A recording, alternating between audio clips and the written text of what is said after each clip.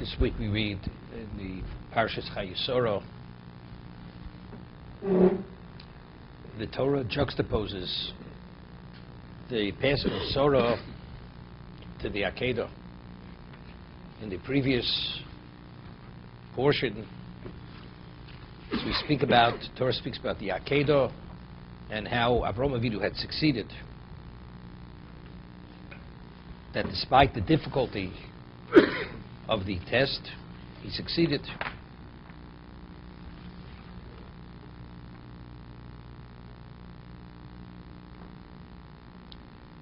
After he had succeeded, the Torah tells us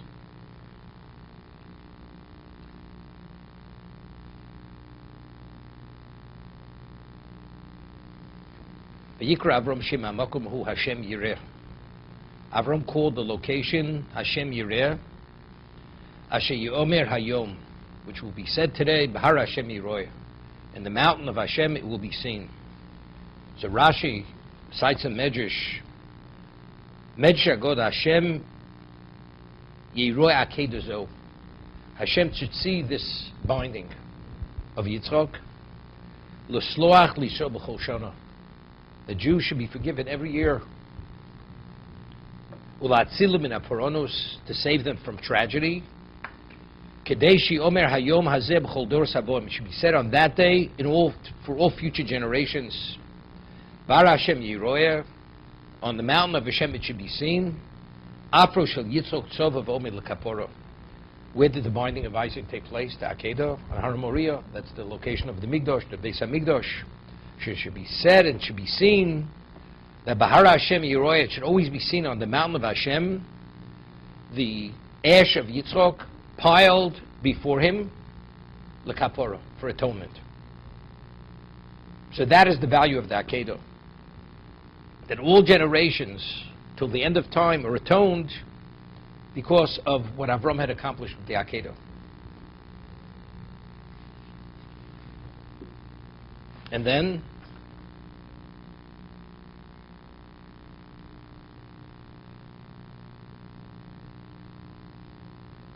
the Torah tells us about the passing of Sarah Imenu.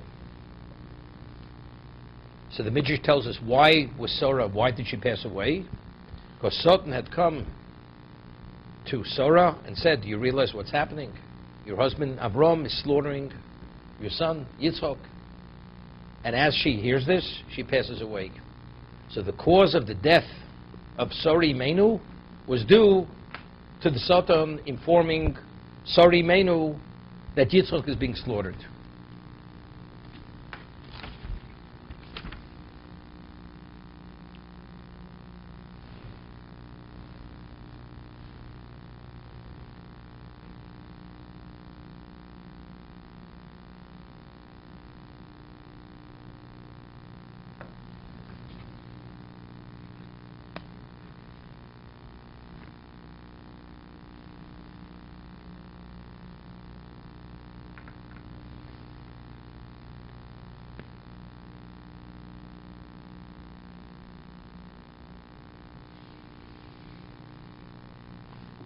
Vayava Avram lispel the Sarah. It says Avram had come to eulogize Sarah.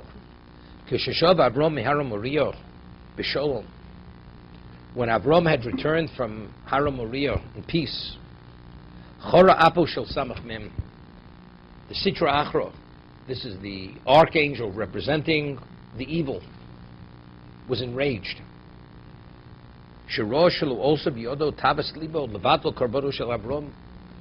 Why was he enraged? Because he had seen that he was not able to accomplish what initially he had hoped to nullify the korban of Avram. Ma also, what did he do? Holach v'omar l'Sarah. He went to Sarah Imenu, and he says to her, "Do shamat manase ba'olam." Do you realize what's happening in the world? Amar lo lav. She says, "I'm not aware of what's happening in the world." Amar lo lokach Avram es Yitzchok bintcho v'shochto. Avram took Yitzchok, your son, and he slaughtered him. V'ekrivo al olas mokto, and he burnt him as a sacrifice on the altar. Hischila bocha. When she heard this, she began crying. Umiyaleles, and she began wailing, crying and wailing. Shalosh bechios. 3 cries, keneged shalosh tekios. The 3 cries correspond to the 3 blasts of the shofar. Shalosh yololos, the 3 whimpers, keneged shalosh yavovos. That corresponds to the 3 broken blasts, which is a question. Is it the shvarim, where they're broken but they're slightly elongated, or it's the trua, which is the staccato? U'porcha nishmoso, and then her soul left her.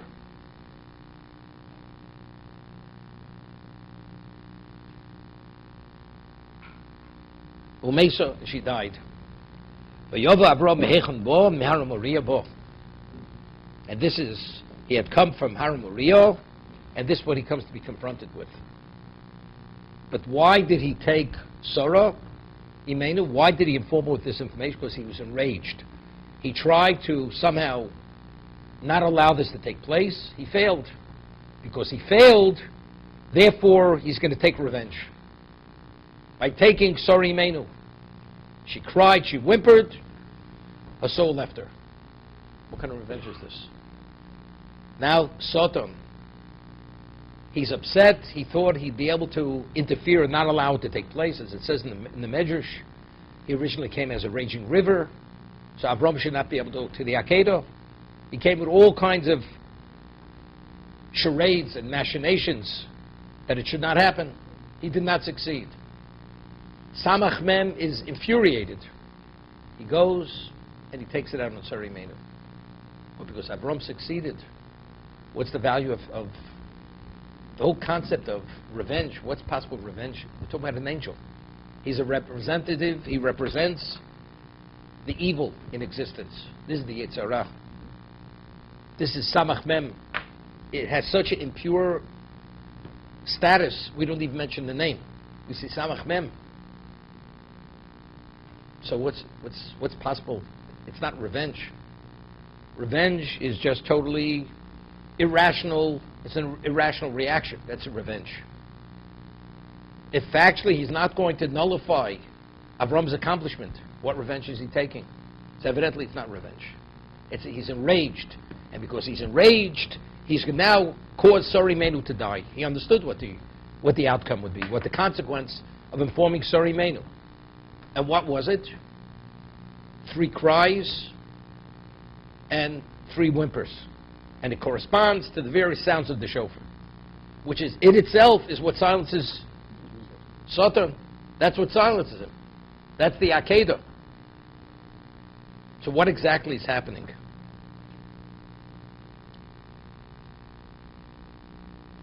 We've once mentioned the Rambam in the Laws of Tshuva writes that if a person was a tzaddik all his life, at the very end of his existence, before he dies, he regrets all that he ever done, all his good deeds, all his righteousness. So the Rambam writes, it obliterates his account totally, and on the day of judgment, when he'll be judged, they will not mention any of his good deeds. That's referred to as To'al Rishonos. He regrets what he originally had done. He's not interested. God says, if you're not interested, I don't impose it upon you. This is what it's about. Satan believed that actually he failed. So how does he somehow, in the last moment, he's able to nullify what already happened? That it should have no value.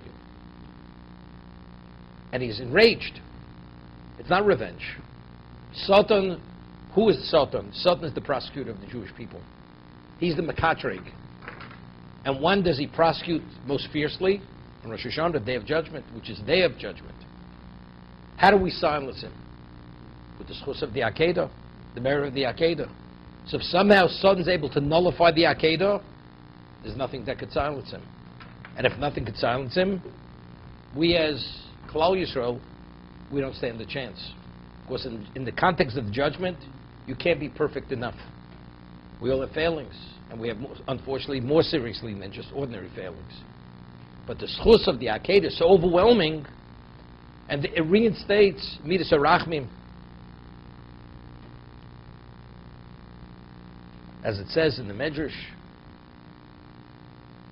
Ola Elokim B'Trua, when we say the chapter, when we say Mizmor B'nei Korach Mizmor, we say Ola Elokim B'Trua, Hashem B'Kol Shofar.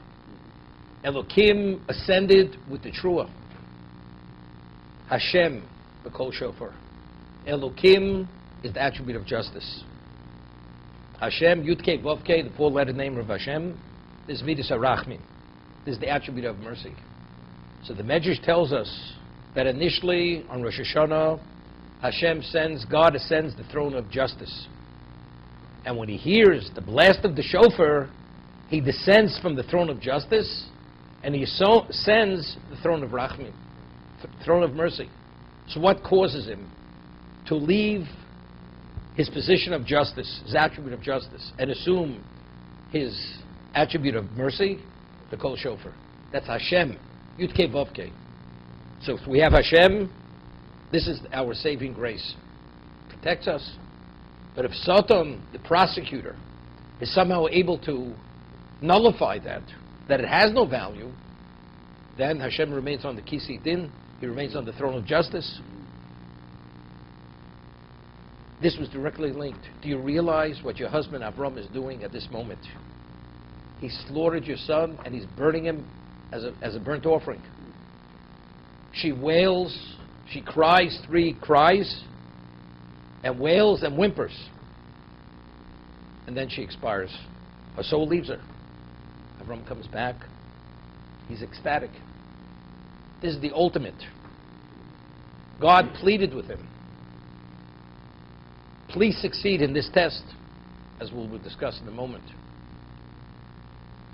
Hashem said, no, please succeed. Because if you succeed in this, then you've brought yourself and you've guaranteed the future of Klal Yisrael. And he succeeded. So he was ecstatic. It wasn't a simple test. It was the most difficult test. Now Satan goes and informs him. By the way, he finds out, do you know how Sarah Imenu passed away? It was due to your sacrifice, that you're willing to give it all up for Kovod Shamayim. How would even a special person react? God forbid. Is this to thank you? So if Avram would have been upset and reacted to hearing the news, the tragedy, that his wife passed away, due to his accomplishment, he would say, I wish I would have never done it. I regret that I ever did it. And if he regrets he ever did it, Satan has succeeded in nullifying the value and the effect of the Akedah. Avram, he hears his wife had passed away. Avram lispod esoro ishto b'livkoso. He comes to eulogize Sarah and to cry for her. Not a word of complaint, not a word, total suppression, total negation of himself. Who is he to ask? And he understands. He understands the machinations of Satan. He's enraged. He's not reacting to that. He will not be drawn into this.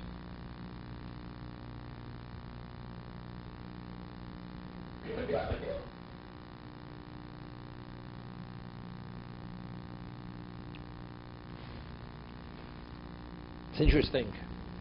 The Midrash concludes, Vayov Avram mehechen bo miharam Moriah bo. It's a seeming there's a linkage.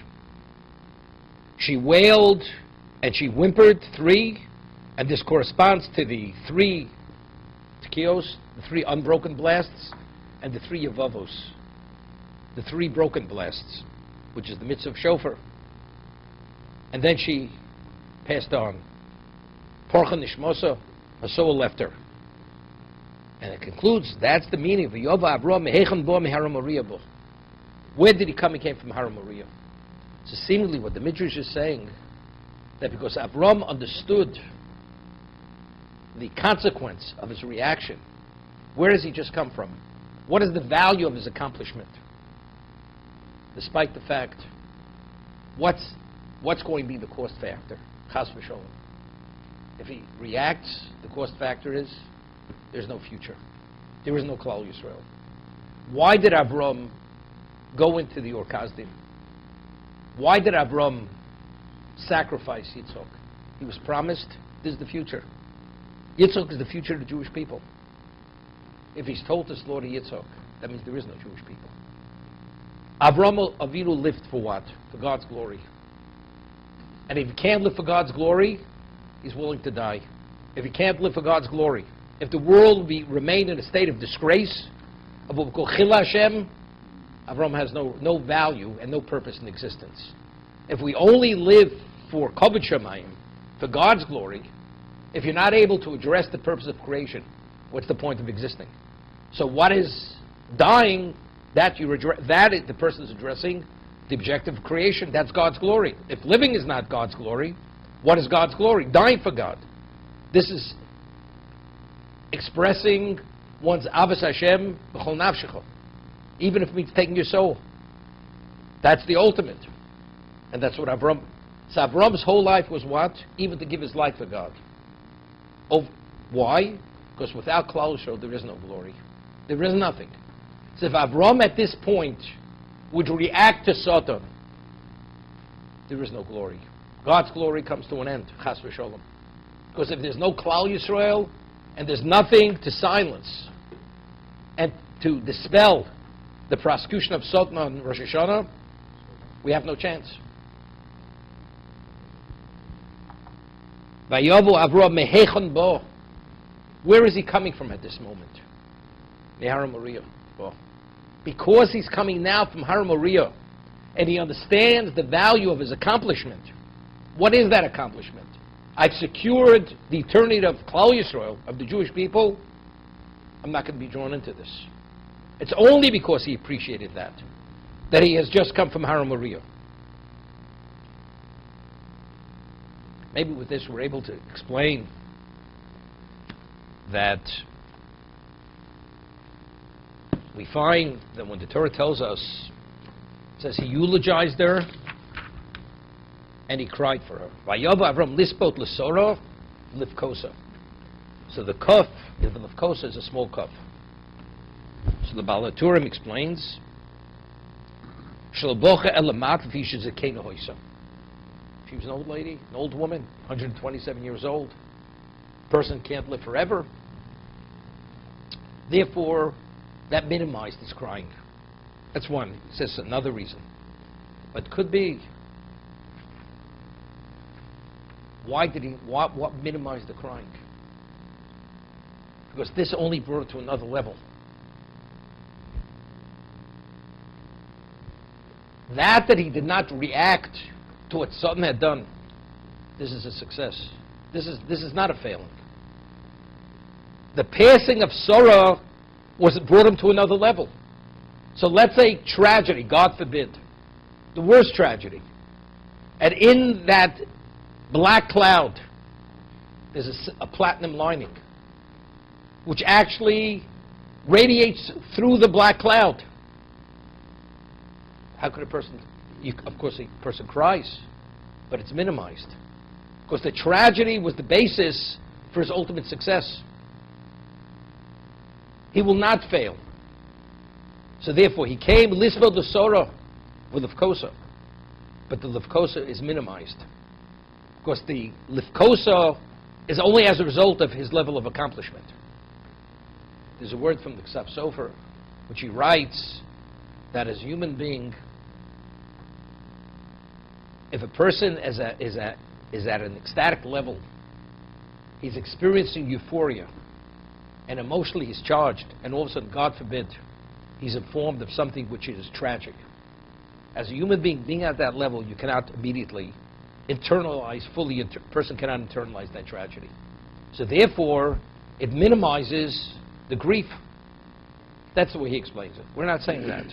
We're saying the reason why the grief was minimized was because that itself was the basis for his accomplishment. He met the challenge despite everything. Therefore, the cup is small.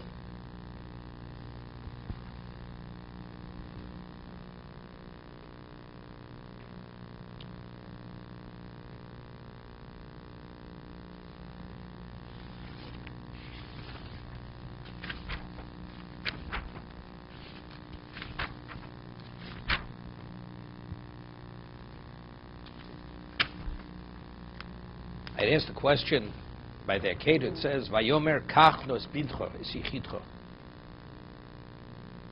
Please take your son, your only son, the one who you love, Yitzchok.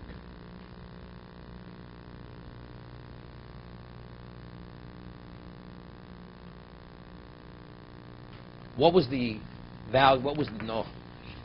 Please take. Please take your son.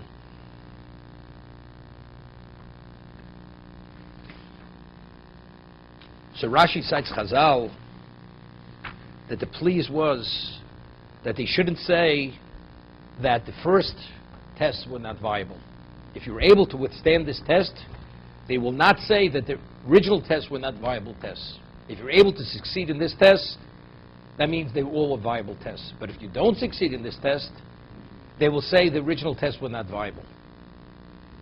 That's Chazal. That's the Medrash Rashi cites. What does that mean? He succeeded. He left his homeland, his birthplace, his family. Went to Egypt. At the time of the famine, didn't complain. So he's showing he's totally negated to God's will. Doesn't ask questions. If he fails with the Akedah, so evidently he's not so negated. He must have an ulterior motive. It's unrelated to God. But if you succeed even in this test, that reveals this is the ultimate challenge, and you're able to sacrifice what's most dear to you, even more dear than your own existence, that confirms your level of selfless dedication to God. So please succeed in this test, because otherwise they're going to say the original tests were not viable tests. It was for other reasons you had behaved as you behaved. What is the objective of existence? Why did God create the world? Bereshit bara Elokim is Shemaim Yis'oretz. Because for the sake of Torah, for the sake of Klal Yisrael, because we are the only ones who are able to live within the context of Torah. No other nation has relevance to the spirituality of Torah. And it proved itself at Sinai. That's the objective. But you realize we can only meet that objective if we continue existing. But if man, as it says, Hashem Elokim, originally it says Bereshit bara Elokim, God created the world with the attribute of justice. When God saw that the world cannot continue with the attribute of justice, because man is prone to fail, it says he coalesced into justice the attribute of rachmim, of mercy. So without mercy you cannot exist. That's fact. So you should have said to Avram, Kach noaz bintcha, sichitcha. Please succeed in the Akedah. Because if you succeed in the Akedah, then there's a basis to silence Satan's prosecution. But if you don't succeed, we won't silence it. And if we don't silence Satan, there will not be a Jewish people. So if there will not be a Jewish people, there is no future. So if that's the case, the objective of creation cannot be met. So why do Chazal tell us the reason why Hashem says to Avram, please, he supplicated him, please, I beg of you, I beseech you, succeed in this, because otherwise they can say the original tests were not tests, but rather it was for your own reasons, you had your own ulterior motives. He should say, Kach no, because if you succeed here, then the Jewish people become eternal. Then creation has value.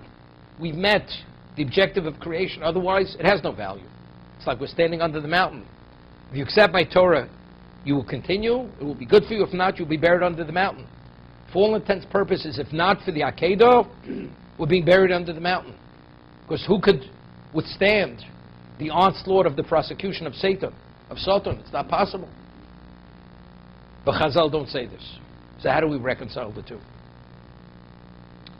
We had mentioned a number of weeks ago when Hashem said to Avram, Lech lecha mi'artzecha v'aretcha, you should leave your homeland and so on and so forth, your birthplace, and go to the land that I will show you. So that normally, the way we understand what is the value of a test, we're all tested continuously. Test is on a personal level. It's an indication to what degree are you dedicated. And the more difficult the test is, it's an indication to a greater degree. It's a greater demonstration of your dedication. As it says, L'fum tzara agra, Mishnah Pirkei Avos. based on one's pain, that determines one's reward. A rich man gives $1 to a poor man, means nothing. A poor man gives $1 to a rich man, to a poor man, that's a sacrifice. Although it's the same act and the benefit is the same to the recipient, but since the one who's doing the mitzvah, it's a different degree of mitzvah, it's a different degree of sacrifice, the person who made the greatest sacrifice, his mitzvah has greater value. So a test is on a very personal level. However, the Chazal, the Medrash says not this way regarding Avram Avinu. Avram Avinu, Hashem says to Avram, why am I testing you? Telling you to leave your homeland, your birthplace, and your family, to make known to the world who you are. That the world should know who you are.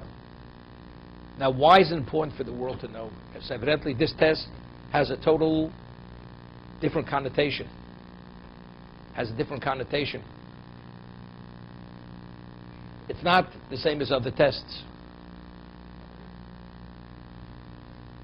So what we explained was that Avraham Avinu, the existence he came into existence, God's presence was absent from the world.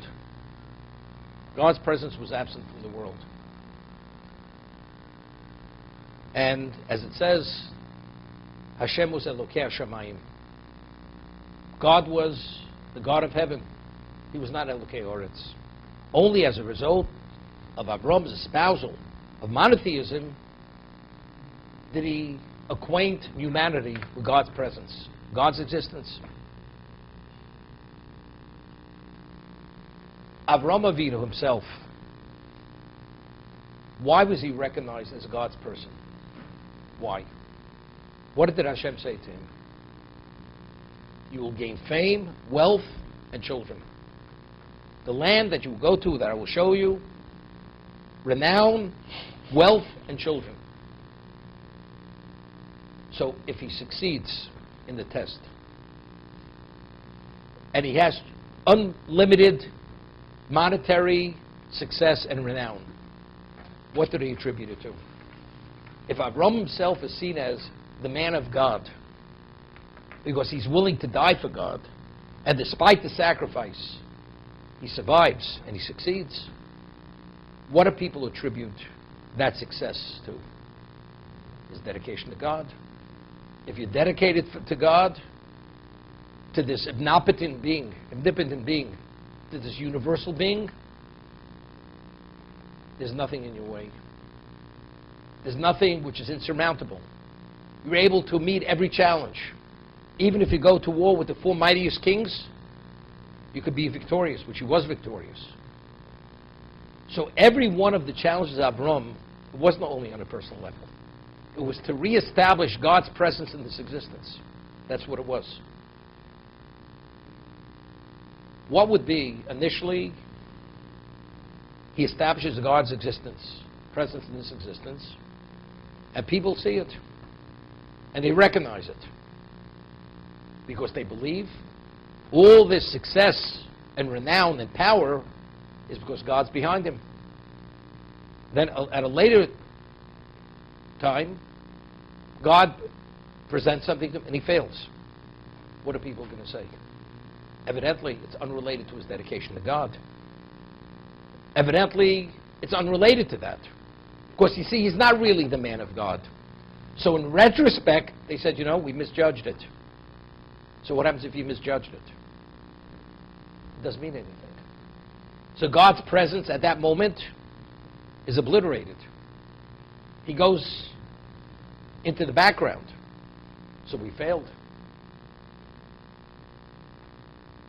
So Avram, to be the founding father of Klal Yisrael, who does he have to be? He has to succeed with the Akedah. Because what exactly is the value of Klal Yisrael in existence? Despite where existence stands, we are God's presence in this existence.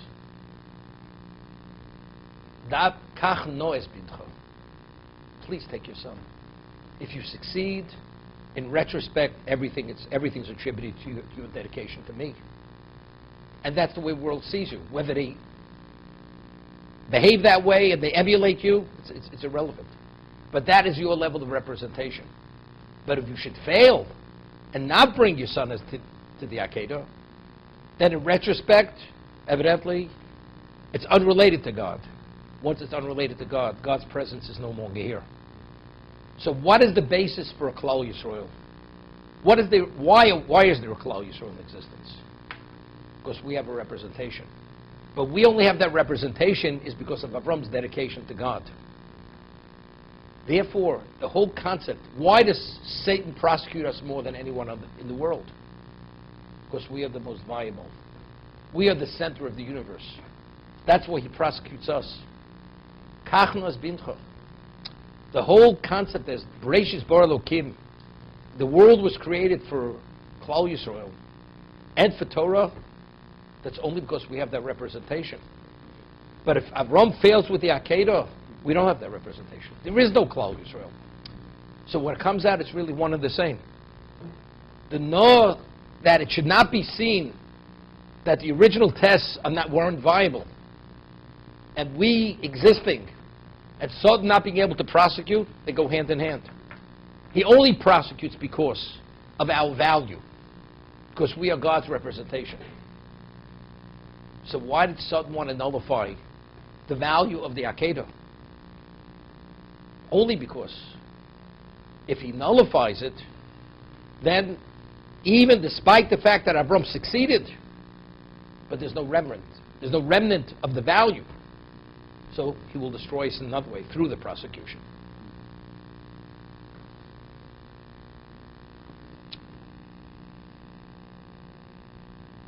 The Torah tells us that Sarah Imenu passed away at the age of 127.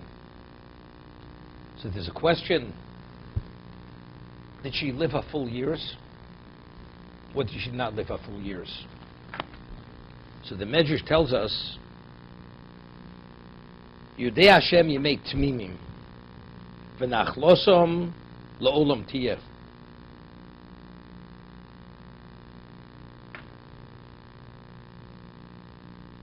Hashem knows the days of those who are perfect, and their portion will be forever.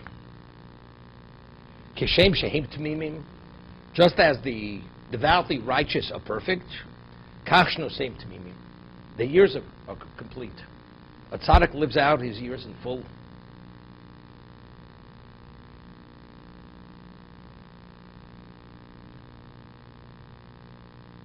Yodei Hashem yemei tmim uzusoro. The days of the righteous are complete. That's sorry menu. Nachlosim le'olam tiyeh shnei chayei. It's evidently Sarah lived full 127 years as she was meant to live. So if that's the case, what does it mean that as a result of Satan sharing with her, sharing with her what Avram was doing to her son, that he had slaughtered him and sacrificed him, see, that's the way she died. So what does it mean? That's the manner in which she died. She lived out her years. She could have passed away in a tranquil state. Why did she pass away in this state? So as we said, because Satan tried to undo and nullify the value of the Akedah. But in terms of herself personally, not a moment of her life was detracted. She lived a complete life. Whatever the years were destined for her, she fully lived out those years. That's one interpretation. That's the Medrash. The Rechaim HaKodesh explains it. There's another possibility. Now maybe she did not. She was meant to live many more years. But because of what happened with the Satan, her years were shortened. Her years were shortened. The pasuk tells us, Chayei Sarah me'er shana, esrim shana ve'sheva shonim. She lived 127 years. Shnei Chayei Sarah. These were the years of the life of Sarah. So the question's obvious. She lived 127 years. Evidently, those were the years of her life. So what does it mean, Shnei Chayei Sarah? So Rashi cites the Midrash, Kulan Shavin Latova, that you would think, looking back at her life, first 89 years of her life, she wasn't fertile. She couldn't have a child. She had an issue with Hagar. She was taken to Egypt. She was taken by the king of the Philistines. She had endless difficult moments in her life. Her husband was thrown into the kiln. So you'd think, it's tragic. Shnei Chayei Sarah. She recognized, in retrospect, everything was a blessing. All those years were good. Those were good years. Sometimes you don't appreciate the past until you're in the future. In retrospect, we see the bracha in every step of the way. She saw the tav. She saw the goodness in every moment of her life. Despite at the moment, it seemed to be tragic and painful. This is Rashi. The Rechaim HaKodesh explains what Shnei Chayei Sarah.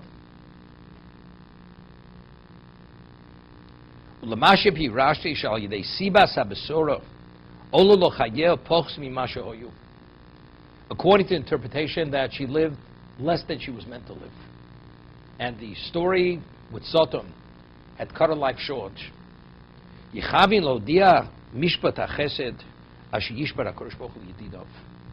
the Torah is informing of something so profound, that the judgment of chesed that Hashem deals with His beloved. What is that? You'd say, a person who's a great tzaddik, if he would have lived many more years, what would have that person been able to accomplish in good deeds? Endless, more good deeds. He would have generated unlimited levels of bracha. Ki kol tzaddik shlo hishlam yomov l'sibi yadua. Every tzaddik, for whatever reason, did not complete his life. Only God knows why. Lo yigareya Hashem mitzadik mashoya marviach ilo chai shonov shleimim. God will not detract from the reward of that tzaddik if he would have lived a full life. V'yashlu b'schoro al hashonim shlo poal b'hem dover. And he will pay him for all those years that he did nothing. Why? Ki yomer elav, because the tzaddik will say to Hashem, Ilu hayisi chai. If I would have lived the years that he didn't merit to live, for whatever reason, tavosi hoiso lesagol davar tov. My only interest and my only desire, my only aspiration was to bring back only good things, which is a fact. And God does not deny this. That's the conclusion of the pasuk. Although she only lived 127 years, she was accredited as if she lived a full life. Kiben el hashar shekol shnoseo hoyu chayim mimeno veiru b'chvodo. That her full life generated and radiated the goodness as if she lived that full life. This is the chesed, the mishpat of the chesed that Hashem deals with Yedidah. Is it her fault? Why did she pass away? Because Satan was enraged. Avram, he beat Satan. As much as he tried to interfere and not allow it to happen, he failed. So he's taking revenge. So really, Sarah is the victim. It wasn't due to her failing.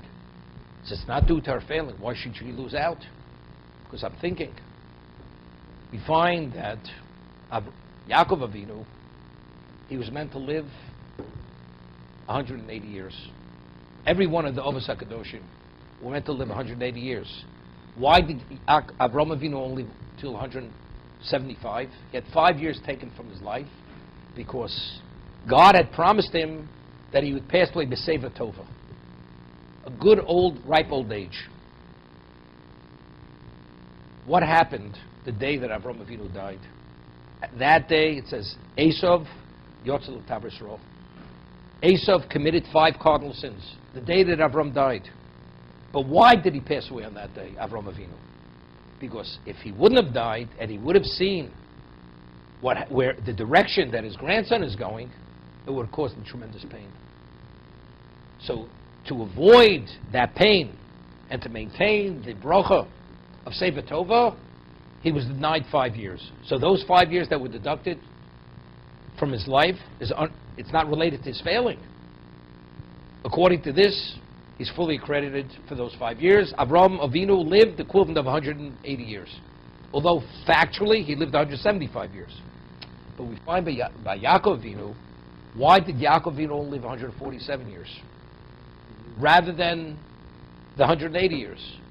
So there's a famous Dazakena Baletosos, because when he was presented by Yosef at the age of 130 to Paro, when he came to Mitzrayim, and Paro never saw such an aged person, and he explained to Paro he's not as old as he looks. It's only because of the difficult life that he had. Therefore, he prematurely.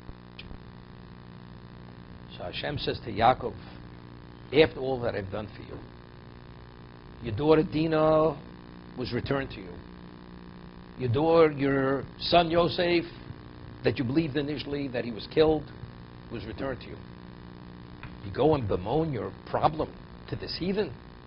So every word that you express to Paro, every word, I will deduct a year from your life.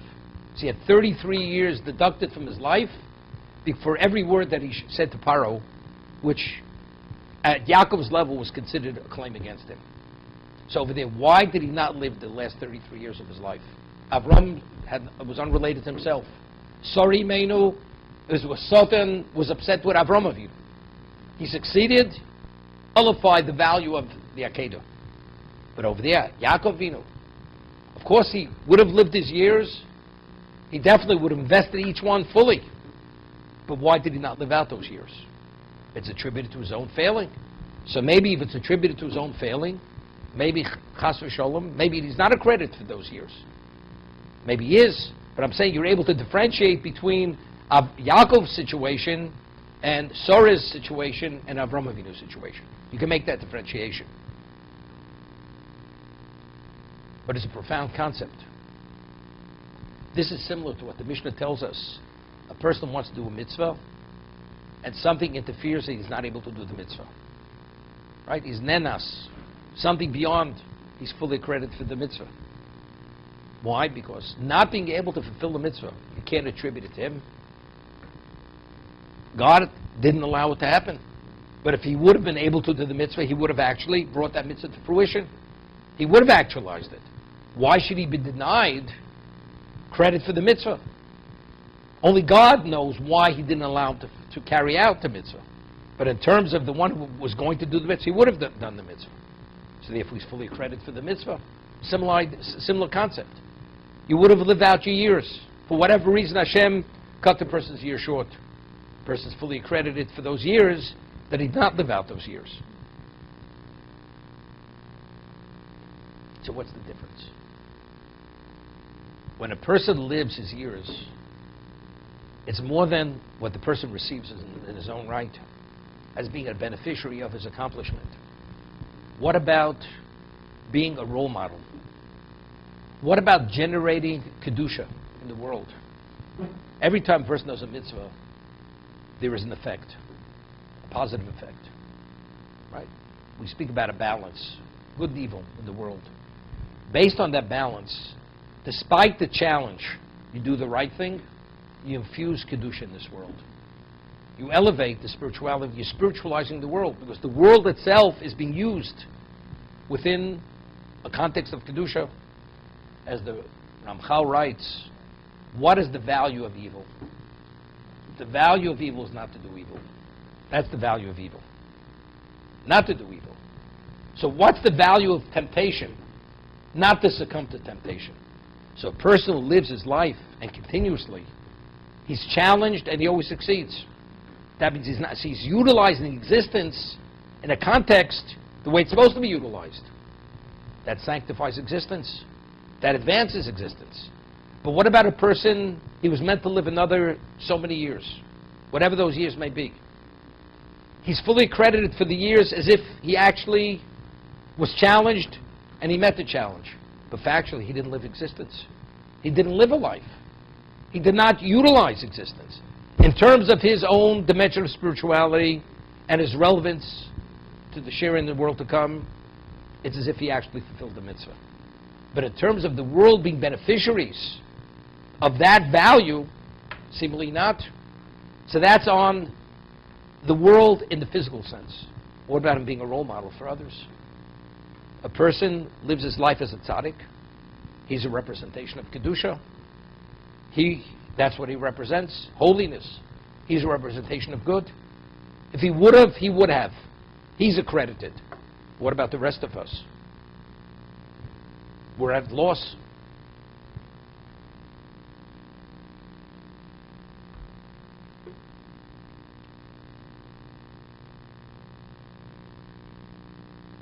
A person, tzaddik, passes away.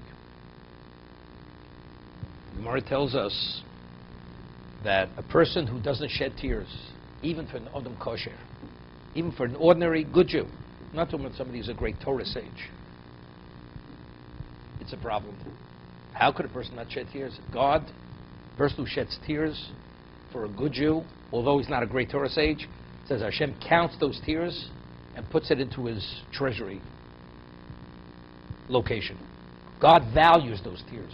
Because if a person's pained for the loss of even an ordinary good Jew, it's something special.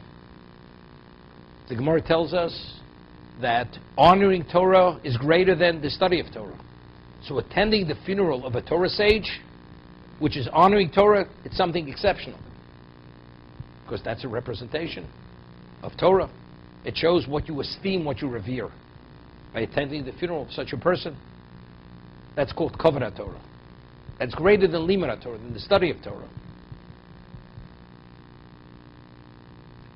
Man, he passes away, a great tzaddik, at the age of 100, 105, 110. So you'd say, well, he can't live forever, which is true. So what are we grieving? You say, Baruch Hashem, we had him for 100 years. We had him for 105 years. So what are we grieving? We're grieving now, but what replaces that person? We no longer have the representation. Really, we're grieving for ourselves. For the tzaddik, he succeeded. As it says, as the tzaddik is tomim, is perfect, his years are perfect. He lives out a full life. But what does it leave us? What is now going to be that role model? What is that representation of Kedusha? So who's at loss? The ones who remain, we're at loss. We no longer have that representation anymore. That's what we grieve. Regardless, despite the fact of how old a person may be. And factually, you can't live forever, but factually, we're left, there's a void, there's a vacuum. What's replacing that?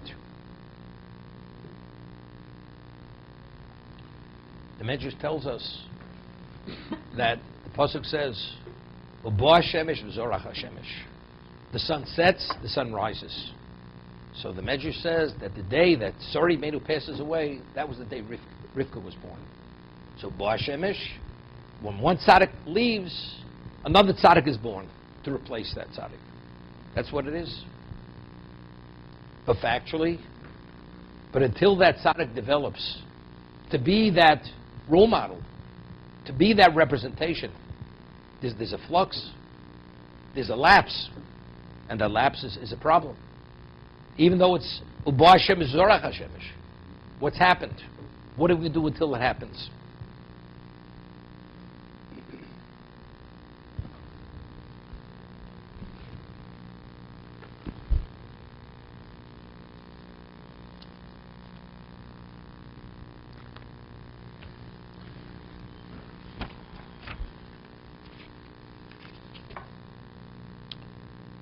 Medrash tells us Reb Kiva Yoshi V'Doresh. Reb Kiva was lecturing, V'Atzibur Misnamnim, and the crowd, they were dozing off. Bikish L'Orod, so he wanted to awaken them, to say something which somehow would jolt them out of their slumber. Omar, so he began saying something which was agadic. Ma Rosa Esther Shetimloch Akuf Chob Zayin Medina. Why did Esther was the queen of Persia, Persian Empire? Achashverosh, her husband, reigned the world supreme. Why did she merit to be the queen over 127 provinces? As it says at the beginning of the Megillah Esther, 127 provinces. Elatovo Esther Shibaz Bito Shel Soro. Let Esther, who's the granddaughter of Sari Menu, Shahoisa Kufchai Chob Zayin Shana. Let Esther, the granddaughter of Sari Menu, who lived 127 years, V'simloch al Kufcha Zayin Medina, and let her reign over 127 provinces. This is how he somehow jolted them out of their slumber. What exactly does it mean? What, it's just coincidental. She was 127, and therefore let Esther, her granddaughter, she should reign over and dominate 127 provinces. What relevance does one have to another? Chazal tell us that when we were in Egypt for 210 years, there was something very miraculous. Not one Jewish woman was defiled by a master. It's unheard of, except one woman, because she was too outgoing, she brought it upon herself. In Egypt, Shlomis Bas Divri. Shlomis Bas Divri, she was called Bas Divri because she would chirp, she would chatter with the Egyptians, so she actually brought it upon herself. But outside of her, there wasn't a Jewish woman defiled. We took millions and millions of women throughout this period. And you understand, the Jew was white. The Egyptian was a whole different quality of human being.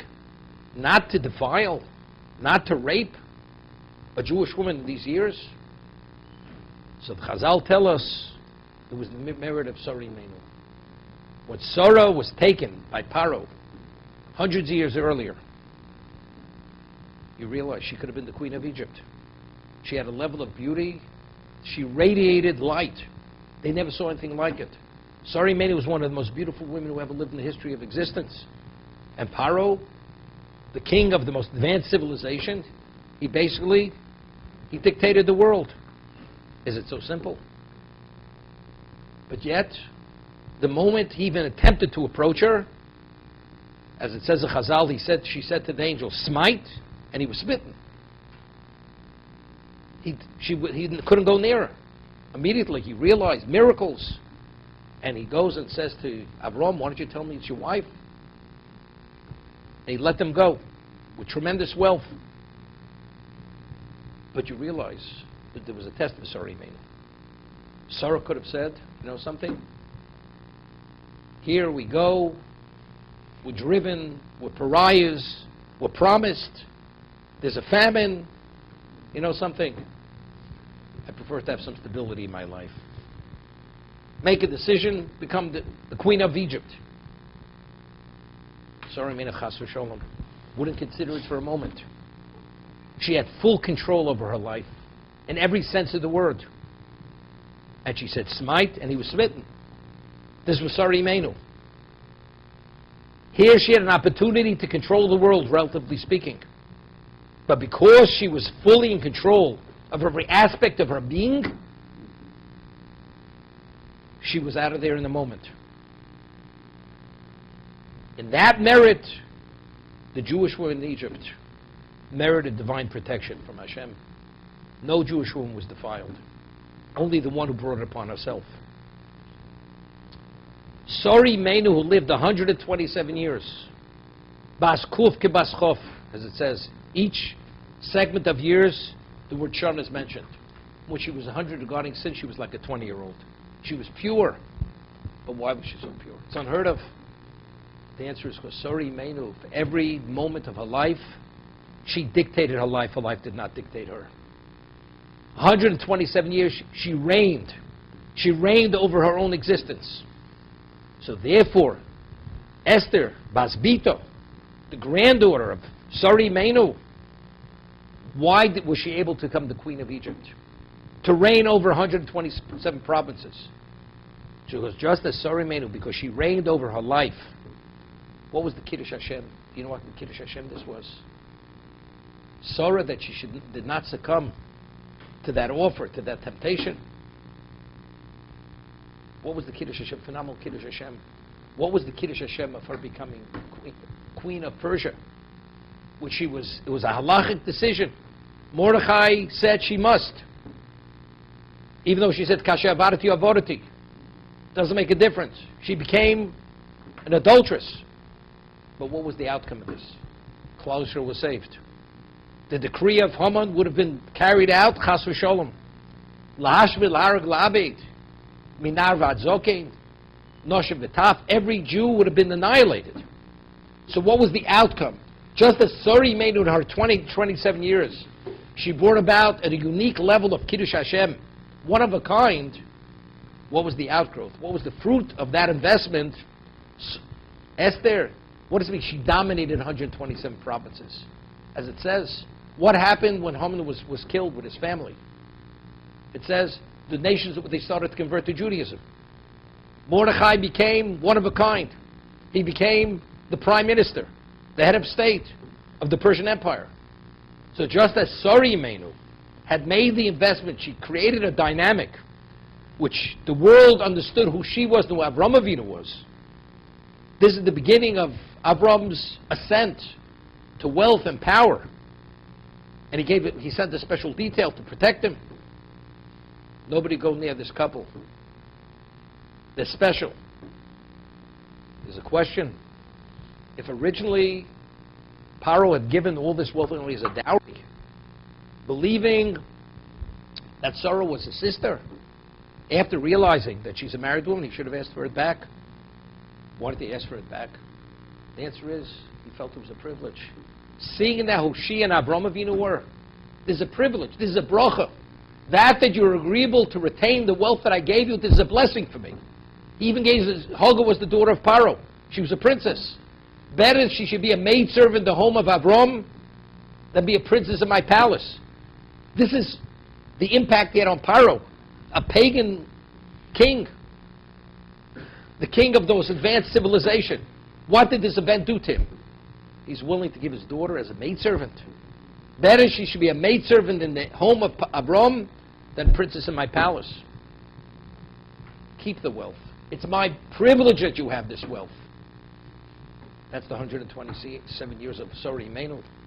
So as she dominated her life, which generated an unbelievable level of Kiddush Hashem, Esther, although unfortunately she was involved, her husband was a pagan, a goy, but again, that was a halachic decision, she should be there. This was Bochot Tibcha Zecher Amalek, and what was the outgrowth of that?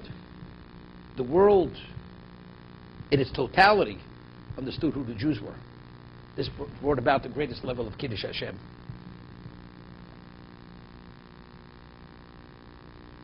To again, Livkosa.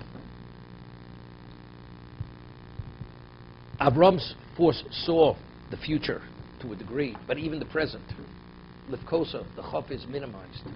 Because he saw that golden platinum lining in that black cloud, the tragedy. I could have forfeited everything. I met the challenge.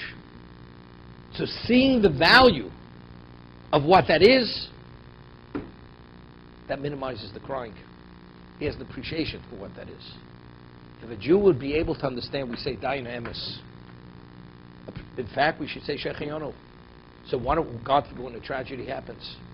The answer is because as a human being, because we have so many barriers, and so much of truth is denied to us as being human beings, therefore we can't say Shechianu. Because of our blind spots, we say Dayan Emes. That's what we say. Avram Avinu, he saw the Shechianu with the passing of Sarah Imenu. He saw the value, he didn't forfeit the Akedah. Therefore the kaf is minimized because he saw the bracha in our death despite the pain, but because he met the challenge, that was the ultimate level of accomplishment.